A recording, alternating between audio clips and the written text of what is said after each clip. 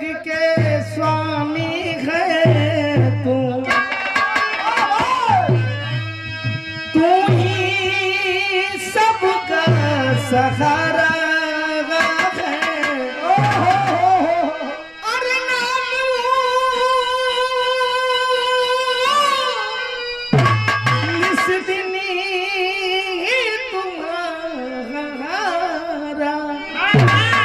यही फर्ज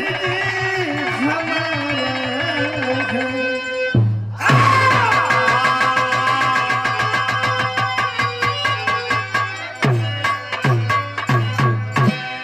हमको मंदिर और मस्जिद और ना ही गिरजा घर में जब जहाँ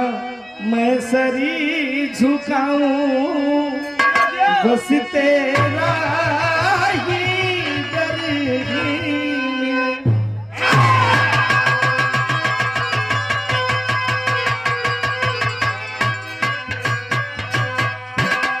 डर मिनट हो गई। और मनवा में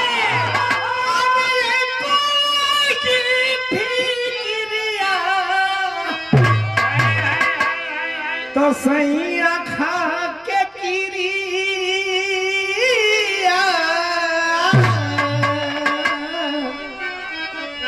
अब गई राम और मनवा में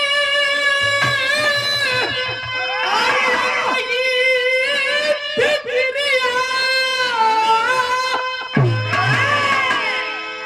और मनवा में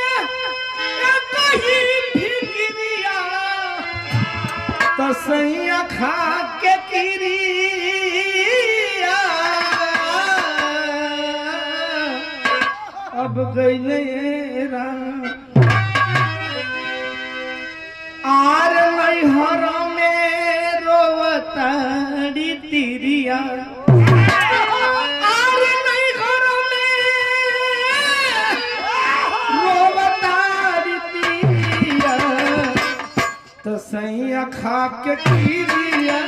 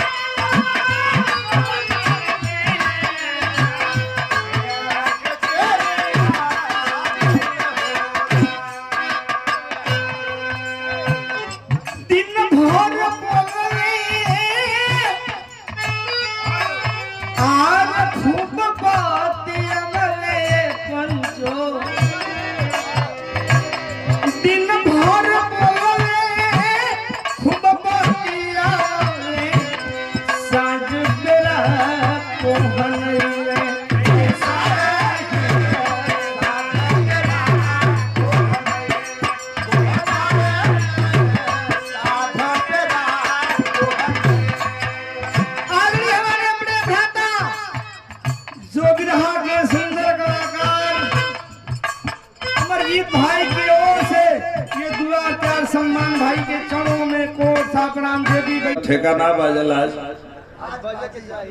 दूसरे से बजवाओ तन बैठ के